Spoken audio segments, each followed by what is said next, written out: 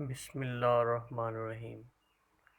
معزز ناظرین، آج ہم آپ کو بتائیں گے خلافت عثمانیہ کے بارے میں، جن کا ڈرامہ ارطغرل غازی آج کل بہت ہٹ جا رہا ہے۔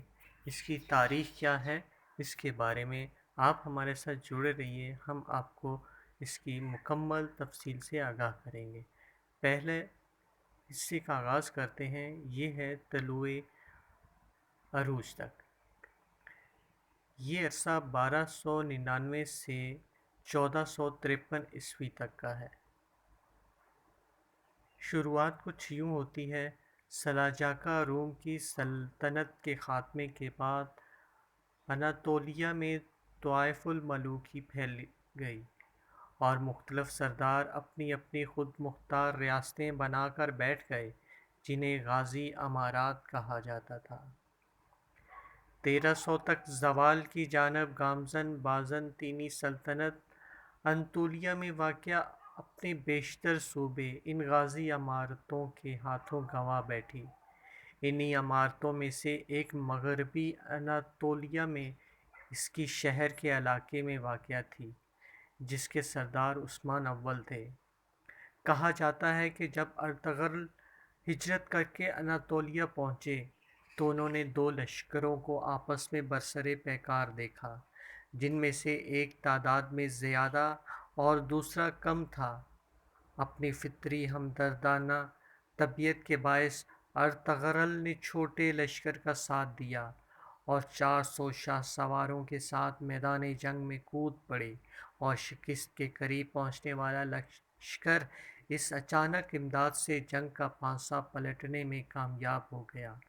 ارطغرل نے جس فوج کی مدد کی وہ دراصل سلاجقہ روم کا لشکر تھا، جو مسیحیوں سے برسر پیکار تھا، اور اس فتح کے لیے ارطغرل کی خدمت کے پیش نظر انہیں اس کی شہر کے قریب ایک جاگیر عطا کی۔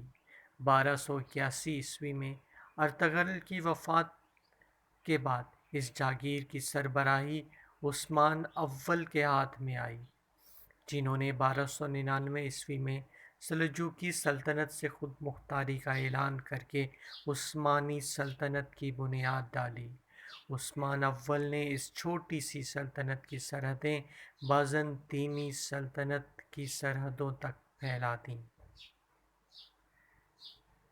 اور فتح کے بعد دارالحکومت بروسا منتقل کر دیا۔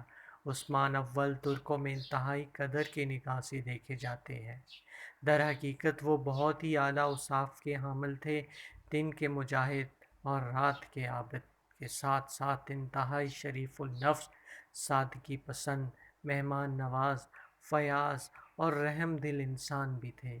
ان کا دور حکومت سلطنت عثمانیہ کی بنیادوں کو مضبوط کرنے کا سبب بنا۔ یہ عثمان اول کی ڈالی گئی مضبوط بنیاد ہی تھی کہ ان کے انتقال کے بعد ایک صدی کے اندر عثمانی سلطنت مشرق بحیرہ روم اور بلقان تک پھیل گئی۔ سلطنت کی فتوحات کا یہ عظیم سلسلہ عثمان کے جانشینوں نے جاری رکھا، لیکن 1402 میں تیمور لنگ نے اناطولیہ پر حملہ کر دیا اور عثمانی سلطنت بازید یلدرم شکست کھانے کے بعد گرفتار ہو گیا۔ لیکن یہ عثمانیوں کی اول العزمی تھی کہ انہوں نے اپنی ختم ہوتی ہوئی سلطنت کو نہ صرف بحال کیا بلکہ چند ہی اشروں میں فتح قسطنطنیہ جیسی تاریخ کی عظیم ترین فتح حاصل کی۔ اس سے عثمانیوں کا وقار دنیا بھر میں بلند ہوا۔ سلطنت عثمانیہ کی دوبارہ بحالی کا سہرا بازید یلدرم کے بیٹے محمد اول کے سر جاتا ہے، جو اپنے اعلیٰ اخلاق اوصاف کے باعث ترکوں میں محمد چلبی کے نام سے جانے جاتے ہیں۔ فتح قسطنطنیہ ترکوں خصوصاً عثمانیوں کی تاریخ کا سنہرا ترین باب ہے۔ 29 مئی 1453 عیسوی میں 21 سالہ نوجوان سلطان محمد ثانی کی زیر قیادت اس لشکر نے میر الکول کا کارنامہ انجام دیتے ہوئے اس عظیم شہر کو فتح کیا اور اسے اپنا دارالحکومت بنایا۔